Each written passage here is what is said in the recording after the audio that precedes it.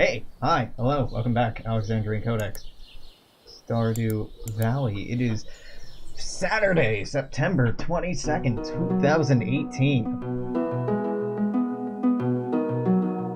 I got up for work a while ago. Came home, got changed, hung out with my partner, ate a very big katsu burger, watched a not so great animated movie on Netflix. Still fun to watch. And now I'm finally getting around to streaming like 2 hours later than I had originally intended. That's fine. It's egg day, isn't it? Yes. Robin here, the stone scout around. Egg day.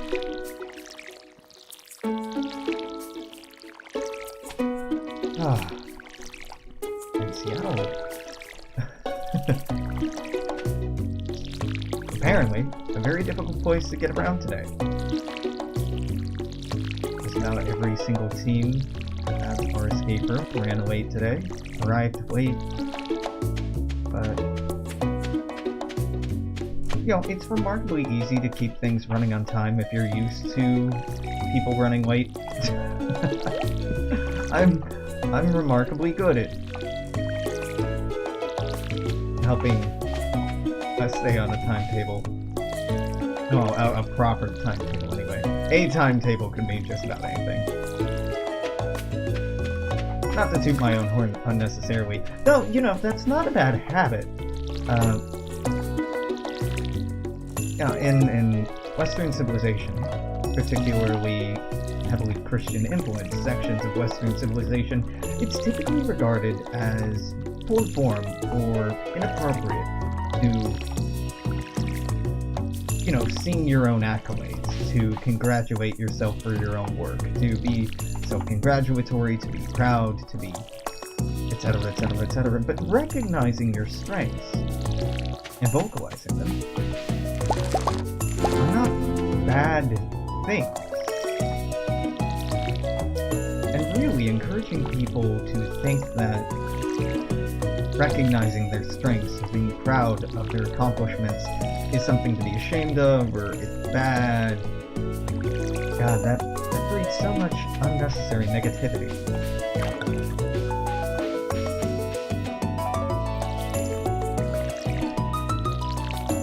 Hey, I know it is a preteen, maybe not a teenager, well, maybe a teenager, and this is something I think about occasionally as an adult, is what is modesty? There's the idea that humility is a thing you can intrinsically be, or it's a trait you can exhibit.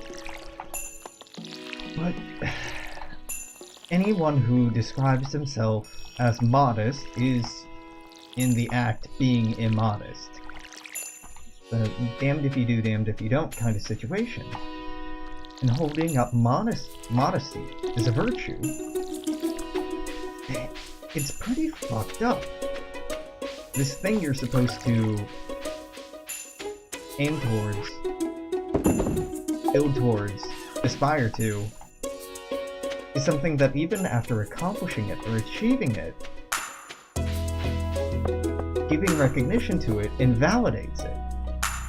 Self-recognition to it. And if somebody else calls you humble, what are you supposed to say? Yes, I am? Well, I suppose the argument could be made that the best way for someone who is humble to describe being humble is to do so in a way without judgment. Like, without value statement. Like, yes, I do tend to be humble, or maybe pointing out the problems of such humility. I don't know. I thought you were the mayor. You're not the mayor at all. Egg hunt. Alex wants egg hunt? He's right here. Where the fuck is Lewis?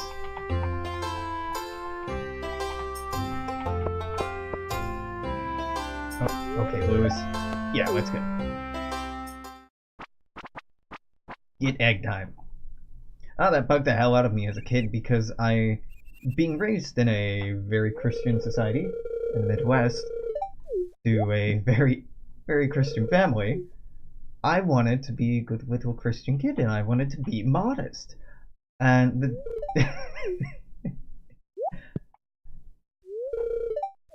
it's a frustrating state of being.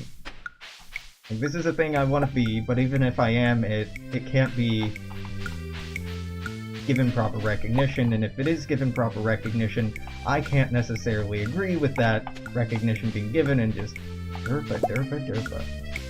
Not a great time. Yeah, I saw the egg over there. But there's an excess of eggs in this egg hunt. I took a bad turn. I should have come down here. One right here. One right here. Our beloved mama. No, that's not what I'm trying to do. Not try to pay my respects. How many eggs do you need? 10? 8? Better not be 12. Swear to Christ, it better not be 12. We're about to find out. About to find out.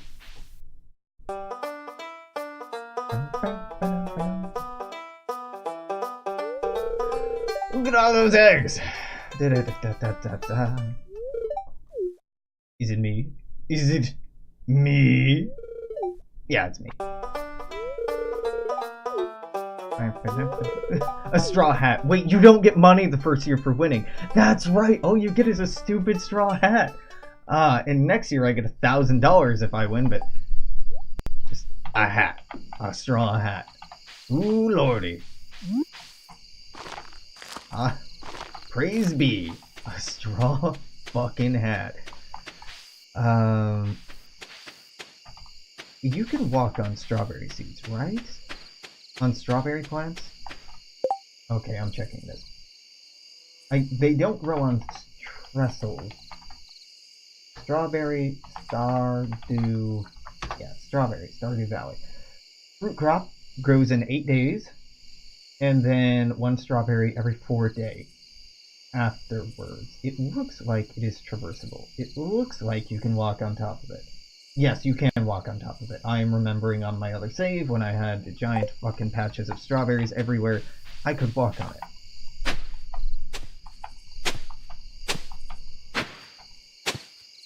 7, 8. Let's go water these. Watering in the dark isn't hard at all. Not hard at all. It's going from one shade of dark brown to a different shade of dark brown. Oh boy. Let's just do one at a time. How about that?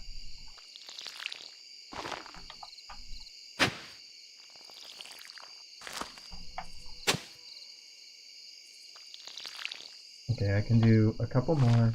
Maybe I just finish up this row. Yeah, let's just finish up this row and call it a night. I can plant...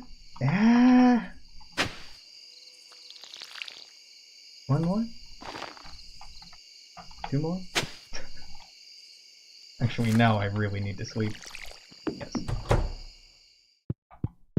Pet the cat. Go to bed. Yep. Short day. My hope efficiency went up. I'm very proficient with house. That's a stupid joke. That's a stupid joke.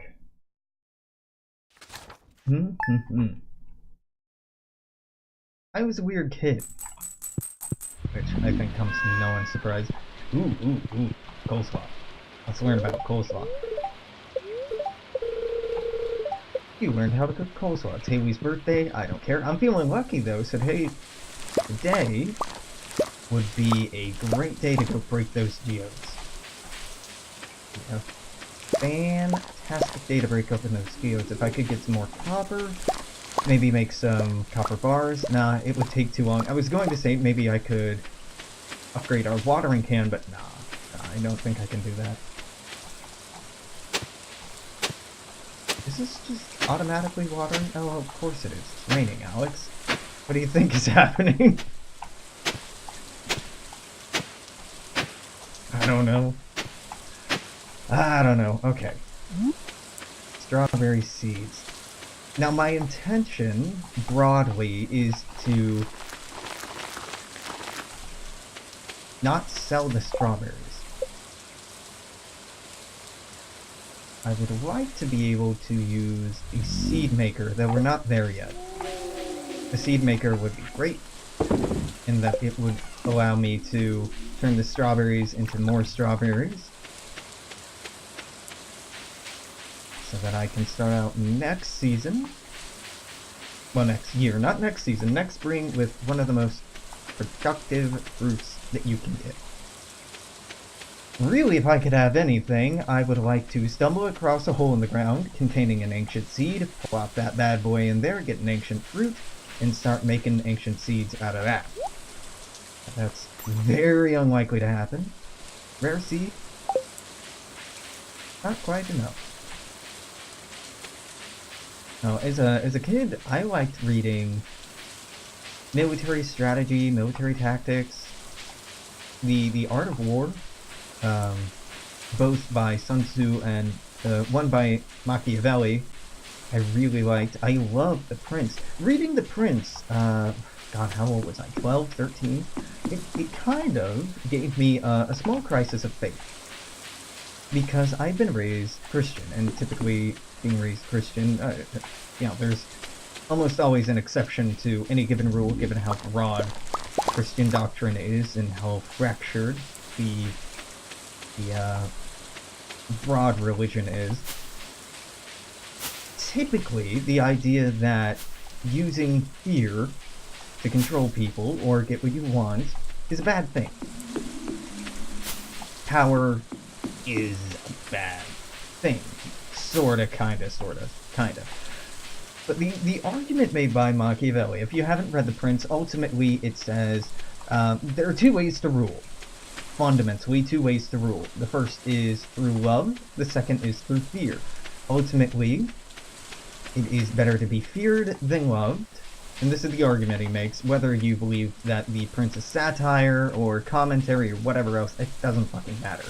The argument presented in the book is that it's better to be feared than loved. Making the argument that, you know, if you could be both, it'd be great to be both, but to be both feared and loved by your people would make you God, effectively. Because the Christian God is followed out of love, but also out of fear. And that, as a Christian monarch, as a Christian prince, as a Catholic prince particularly, was what you were to aspire to.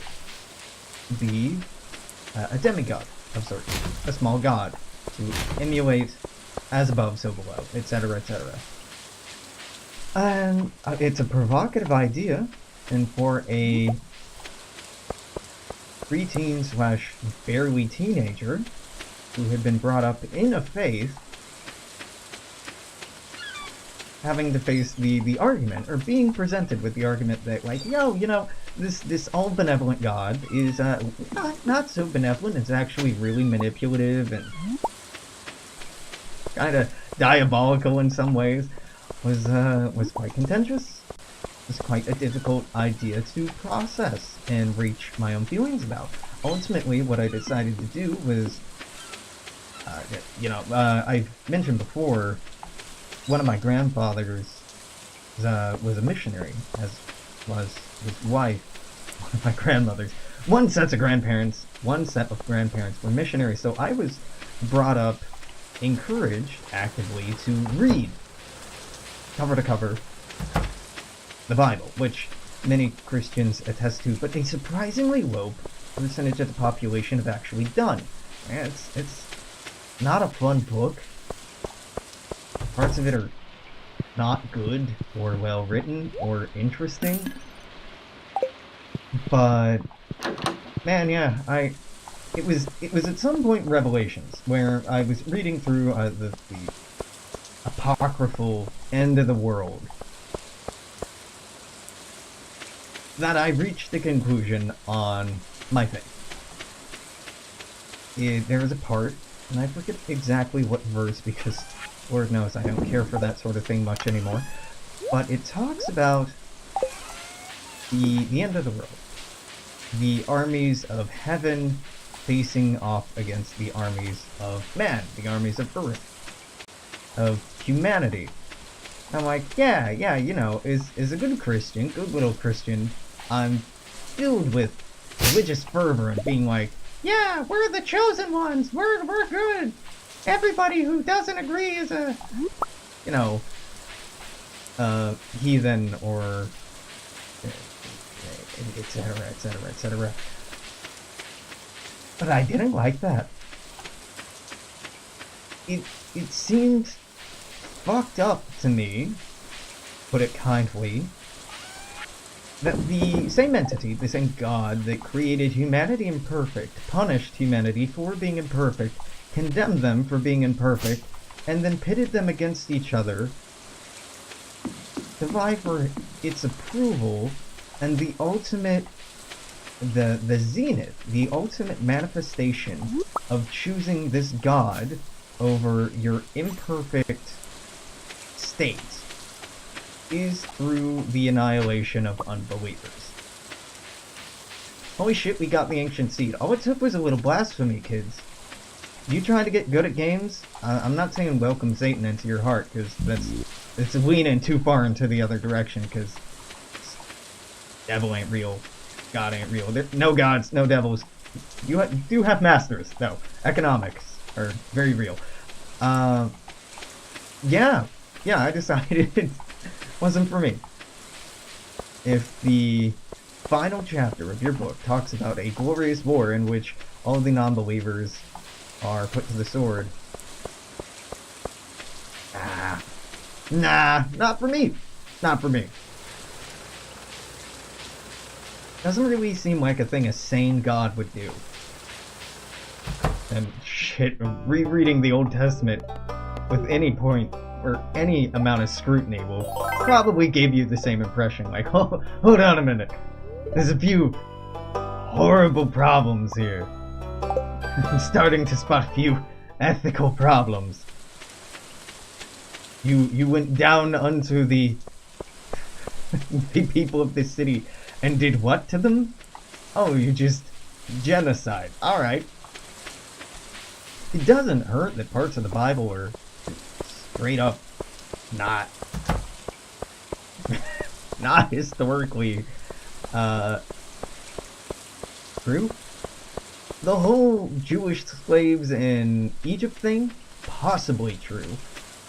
The popularization, you know, I grew up in the 90s. I saw the Prince of Egypt film, that animated film that Lord knows everyone watching. Wasn't there a live action one as well? I suppose there probably was. Point being, ain't no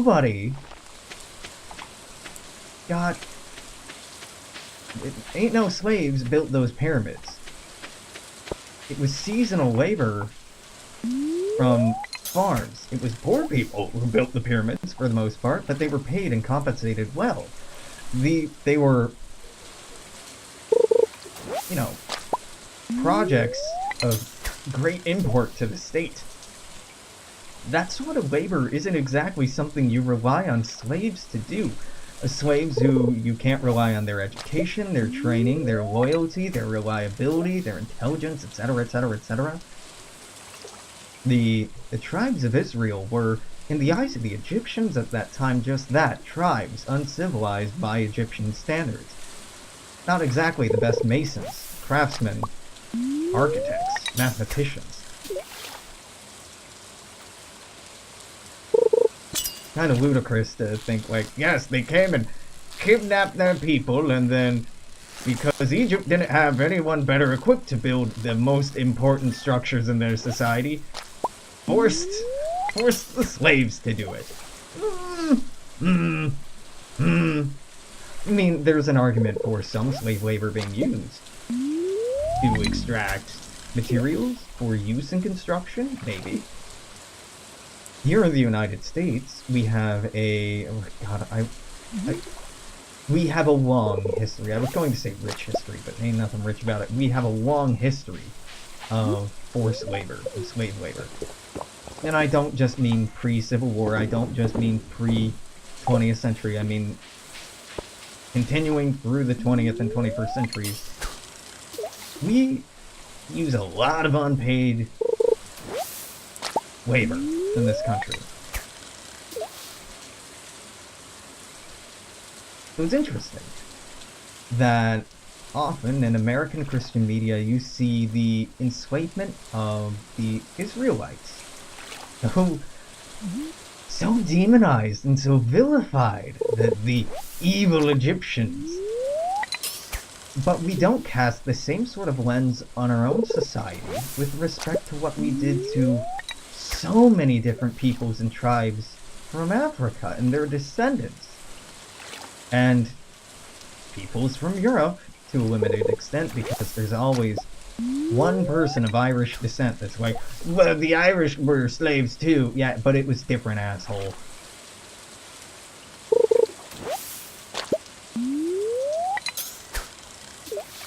It'd be great if we taught kids from an early age to check your sources.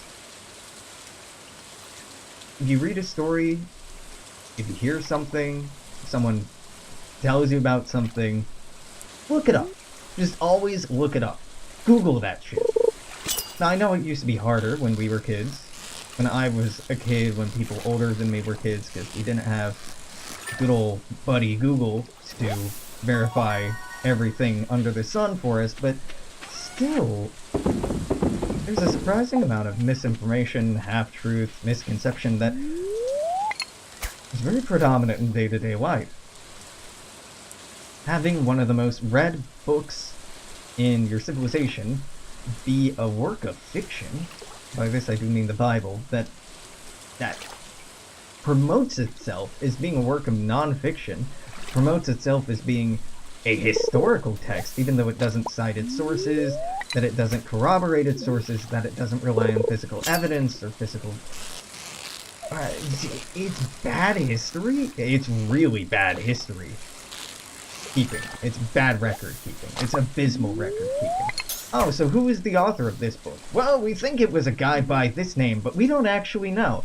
Ah, okay, interesting. And it's not bullshit? Oh, of course it's not bullshit. It's the word of God passed down to this person who may or may not have existed on this mountain.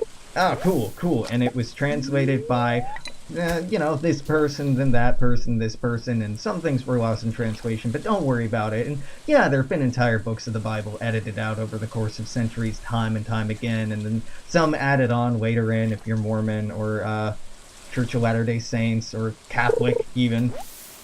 And then certain books edited out in the Council in Nicaea, the Second Council in Nicaea. There was a council in, not Alexandria, but there was another one in North Africa or Egypt that did something similar. Christianity, the idea that there's a canon, an irrevocable canon of fundamental truth, of faith, unshakable rock of text that it's all based on, is such an ignorant, immature, naive concept. There is no omnibus text. There is no grand summary of human experience. There is no book of ultimate truth or summary of all human knowledge. You just have to read as much as you can, talk to as many people as you can, listen as much as you can, and try to sew together the hodgepodge puzzle pieces together to form your own narrative. Now, if a book is telling you, love each other, be kind to each other, put other people before yourself, do unto others as you would have them do unto you, that's a good book. But if that book is also telling you that you're special and that people who don't believe what you believe should be punished, that's a fucked up book. Right.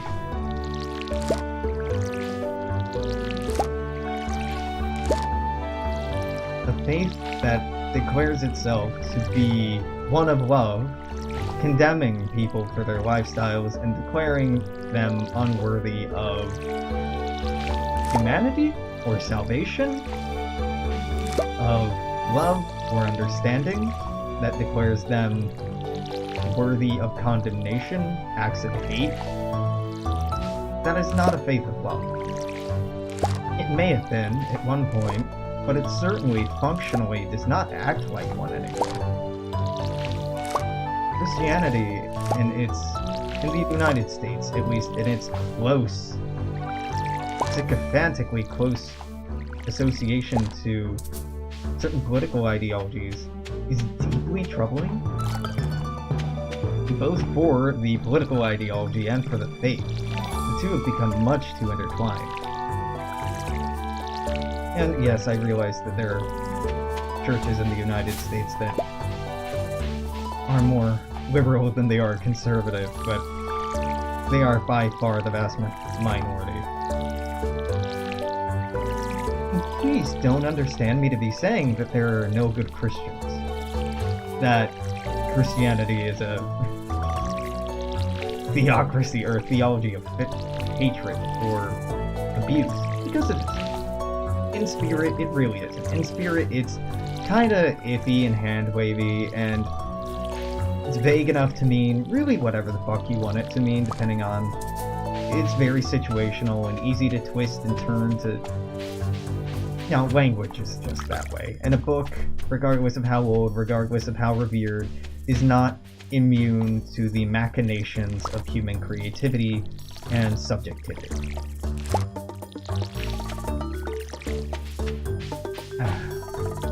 It'd be nice if people didn't use a stupid fucking millennial book as justification to hurt people, deny people happiness, restrict people's rights.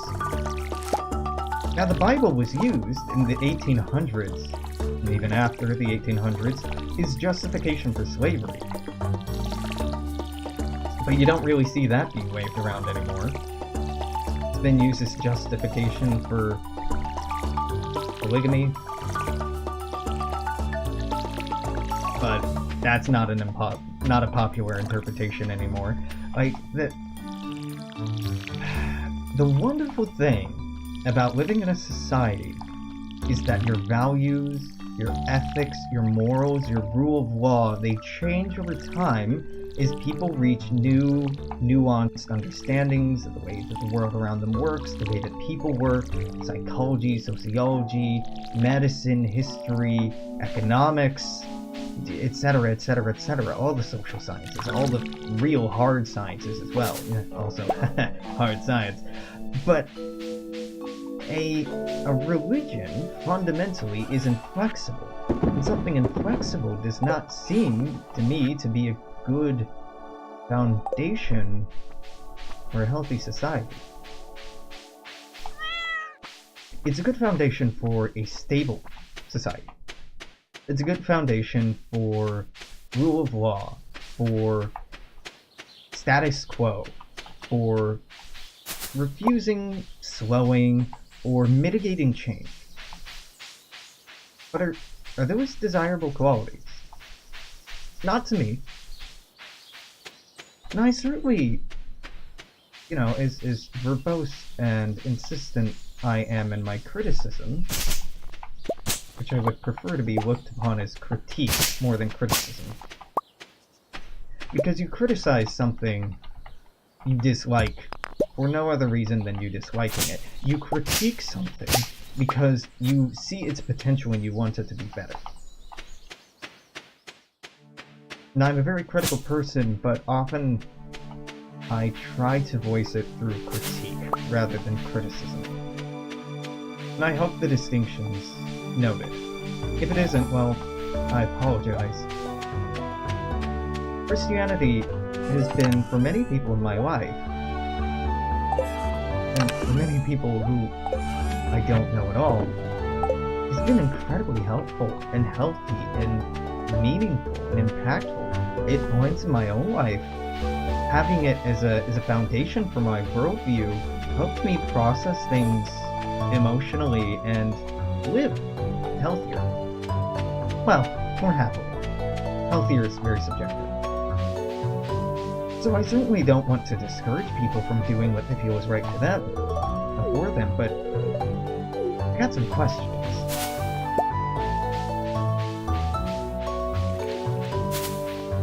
people talk about how ridiculous it is for faith like Mormonism or Church of Latter-day Saints to exist.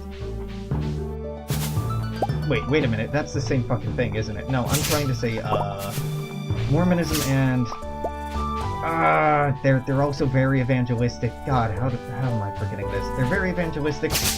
Yeah, the Church of Latter-day Saints is the Mormon Church. Shit.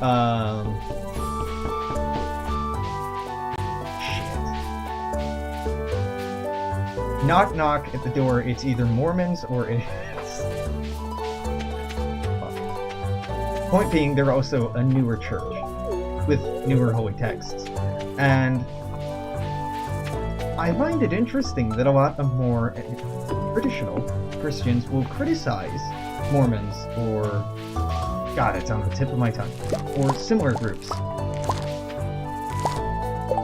for believing in a book that was clearly written by a man, clearly written by a human in the last century, and he just made it all up.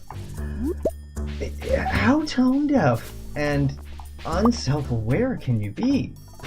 Every book is all made up. And it's just as likely that an all-knowing, all-present deity spoke to one jackass as it is he spoke to any, or she spoke to any jackass. A god having a gender is kind of a fucked up idea. I would hope some all-aware, multi-dimensional being would be beyond such things as sexual reproduction the way we understand it, because it seems to be a very limiting scope to put something that alien in. Really, God would be best described as an alien, right? Like, it's not human, it's not of this world. If you were to try to make any kind of physics-based argument, would be an extra-dimensional being. Why the hell is it worth worshipping? Just because it can do stuff you can't? What kind of caveman bullshit is that? Because you're certainly not worshipping it because it's a source of strong moral codes, because the thing turned people into pillars of salt. That seems something like a demented sociopathic child might do, not a ethical or moral cornerstone.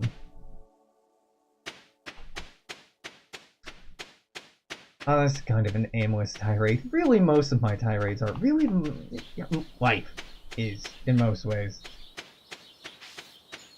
And I can try to reframe this and recontextualize this like I had an original point, and I did have an original point, but it's so far beyond me I don't remember. I was talking about being a weird kid. See, I'm lying, I do remember.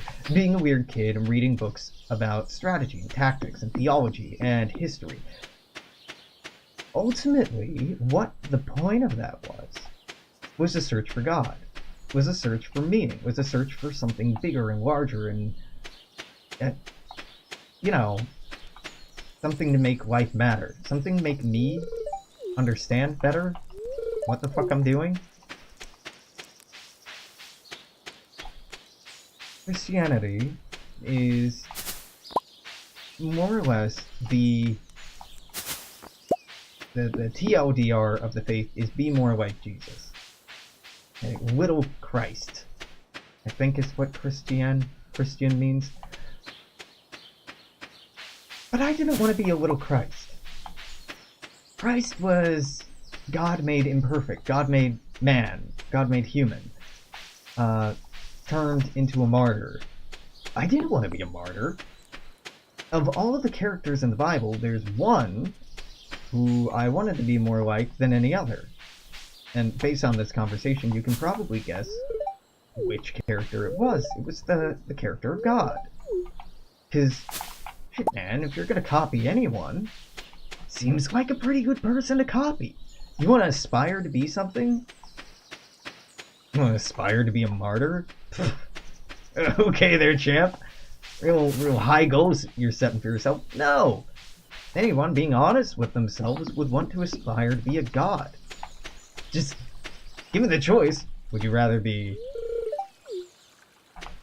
strung up on a cross, or would you rather be the one enabling somebody to be strung up on a cross just for some asinine point you're trying to get across that really isn't that nuanced or really necessitated somebody being sacrificed?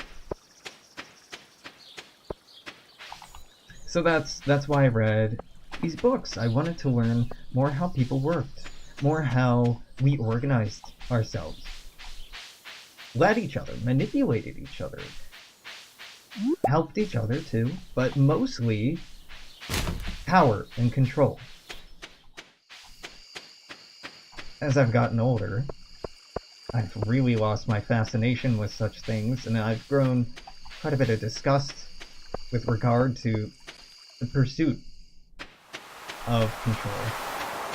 Because it's ultimately an illusion. There is no real satisfactory control, as the universe will inevitably end in the slow decay of subatomic particles, cascading to the heat death of the universe, the end of all stable matter, and making any form of intelligent life as we understand it completely impossible.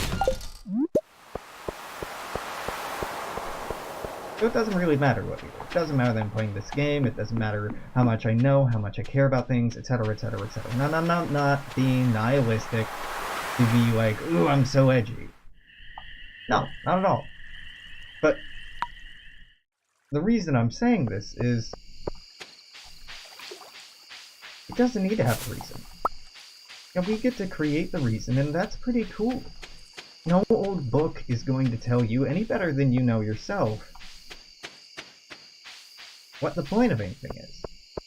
If you read something, recognize that you're just connecting with another clueless human being. One who's trying to grip with the world around them, understand the world around them. Who's reaching out to you, maybe not you particularly, but reaching out across time and space, languages, cultures, histories, to try to share closeness, to try to share this doubt and this fear and this lack of knowledge, this awareness of the unknown with you, and try to help you navigate it. And they're suggesting a model that worked well for them. That doesn't mean it has to work well for you. And even if it does work well for you, it doesn't have to work well for you all the time. You can change it to work better for you, and that doesn't decrease the validity of it at all, in any way.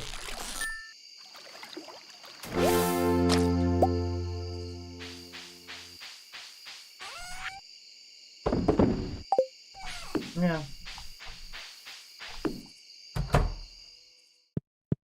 I wish someone had told me that as a kid. Really, a lot of things I say and I try to share to people are things I wish I had been told myself.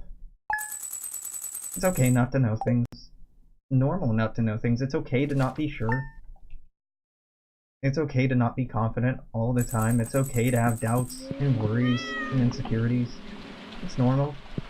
And really, it's a sign of intelligence if you do exhibit those qualities. Now, if you go too far with them, it can be unhealthy, but it's okay.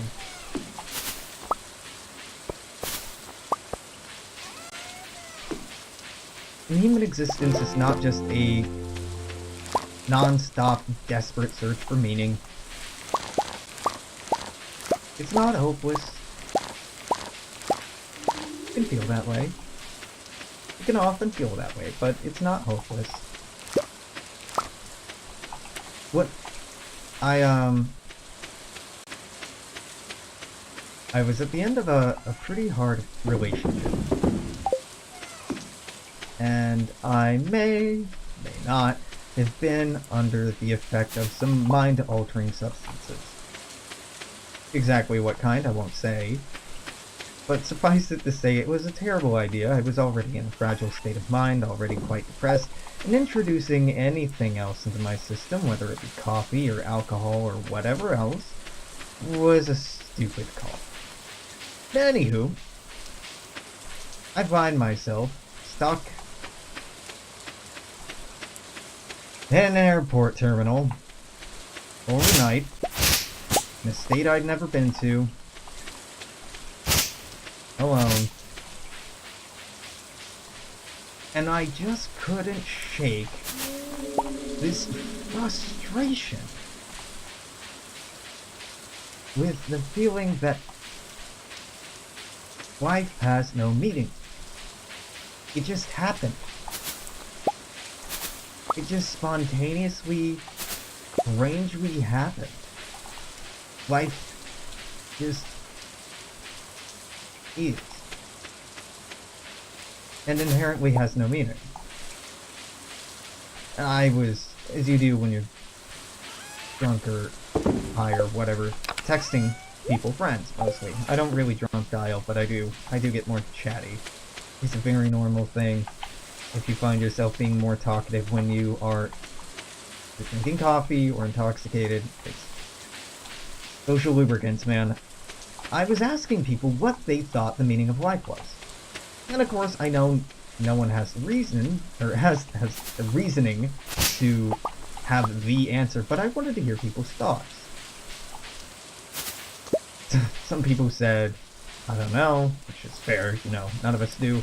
Some people said sex, some people said reproduction, some people said things to various effects, but I was struck by the frustration of everyone having their own answer. And all of them being more or less as vague and ineffectual and useless to me as anyone else's.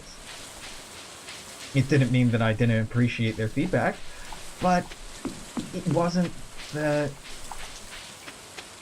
inspiring, it wasn't hopeful, it wasn't what I needed emotionally. It wasn't what I was asking for emotionally.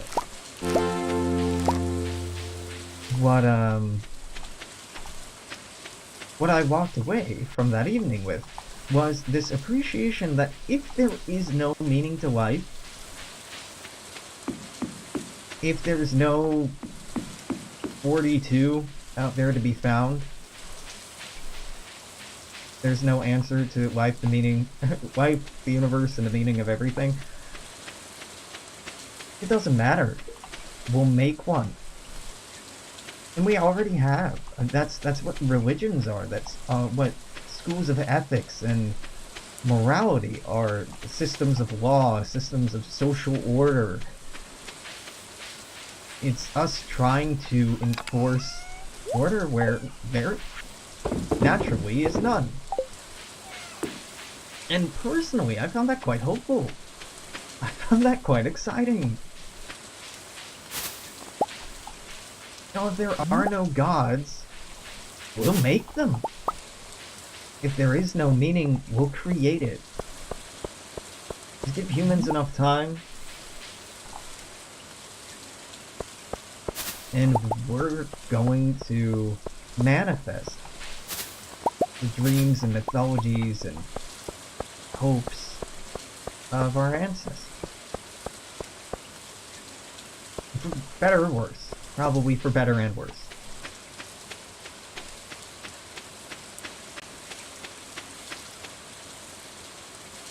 In that respect, personally, I can't fucking wait.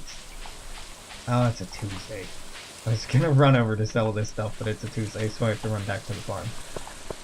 I can't wait until we can create an AI.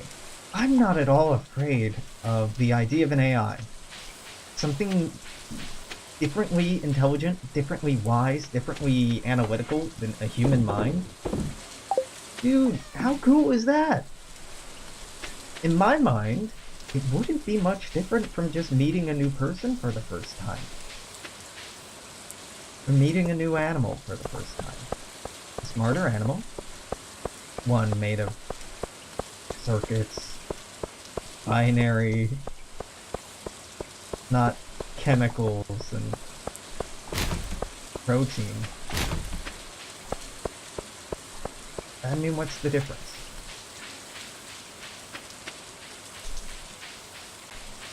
I don't want to worship an AI. I feel like that's pretty stupid.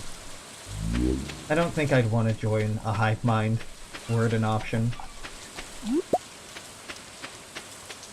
But it would be cool to get that unique perspective. Get a not human perspective.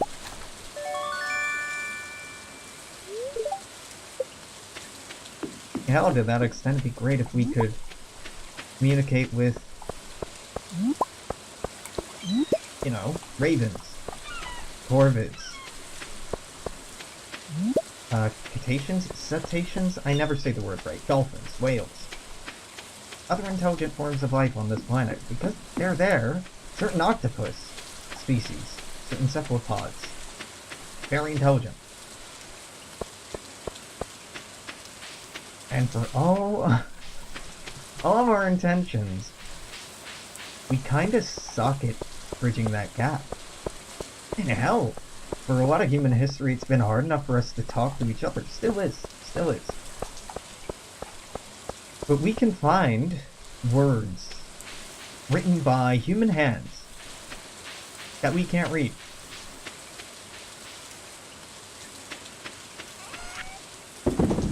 That makes it feel a little hopeless and ever touching an intelligence intimately beyond our own.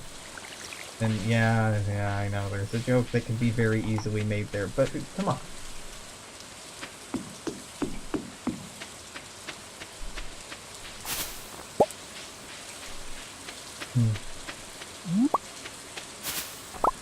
Yeah, I wish I had been raised in a society, in a culture, in a system of thought and belief that wasn't so xenophobic, that wasn't so afraid. One that wasn't so scared of different ideas or new ideas or different kinds of love, different kinds of hope, different kinds of dreams, different kinds of beauty. Being raised as a young man, straight, white, young man, in a conservative Christian part of the United States,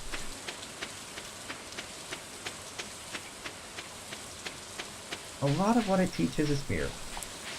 A lot of what it teaches is that the only way to be safe is to be strong, to be invincible, to be impenetrable, to be unassailable. To a lot of ears, these words are all sounding like synonyms. Mine included. But they're not.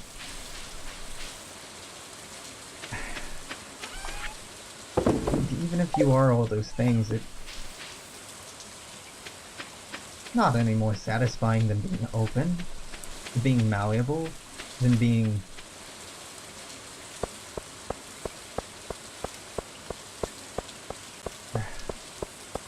so damn afraid.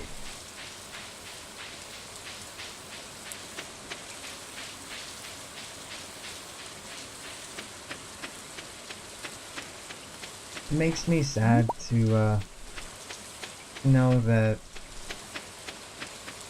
there are people I hurt a lot when I was younger just because of the ignorance that I was brought up around. Now, my parents did their damnedest to make me self-aware and considerate and kind, and in the end I think they did a better job than some, better job than most, I don't know, but they did a good job. Still, I know that in my time I've fucked up quite a bit.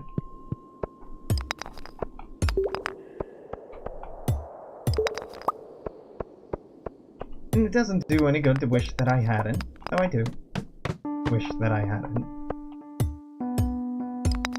It just breaks my heart to think that there are other people being brought up in similar conditions, the same complete lack of awareness that they're hurting people. Or that their worldviews, or their jokes, or their assumptions hurt people, or exclude people, or hold people back. And, you know, there are folks out there doing work to try to change that. Try to encourage younger generations, younger folks to be more open, to be more kind, to be more sensitive, to be more considerate.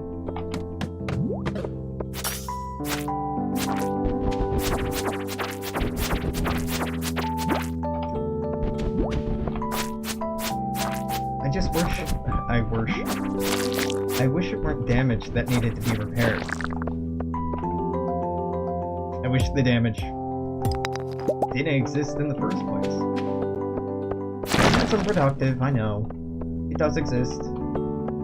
We do need to recontextualize and reanalyze the way that we think about the world, the way that we do things, the way that we treat each other. And it's work. And it's a little exhausting that it's work. But it's good work. That's important work.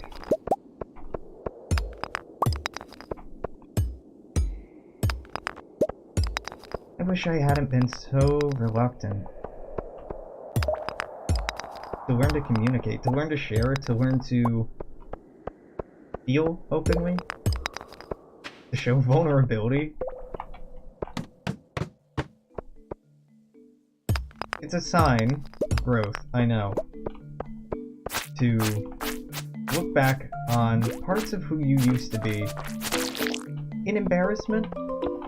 Now shame might be going too far. Might not, depending on what you've done or who you used to be, but it might be going too far.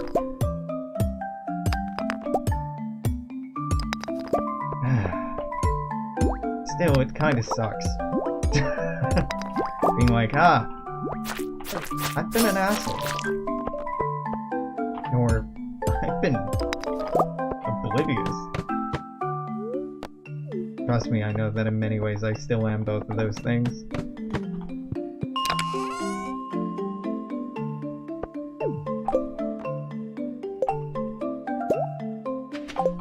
Despite myself, I don't think that's going to change anytime soon. Little bits at a time. But, you know, you can only learn so much, grow so fast. I'm happy that I'm at a point in my life where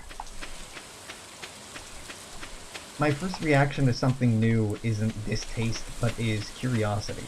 My first reaction to new ideas is, even if they're strange ideas, is more of a what? With a smile on my face, rather than a what? With, you know, anger in my throat.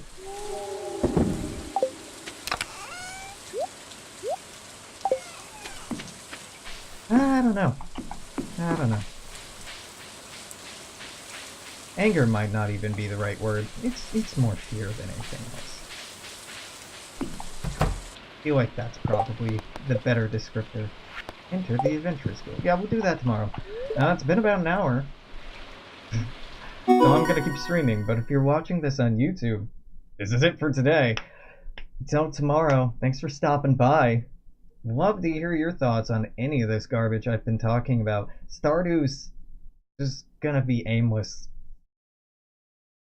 brain vomit from me. So hopefully you enjoyed. If you don't, and you want more meaty game-related content, there's plenty more of that on the channel. Just avoid this series. In the meantime, make sure to comment, share, like, subscribe, all of that silly stuff. Till tomorrow, toodaloo, take care. I'll see you then. Bye-bye.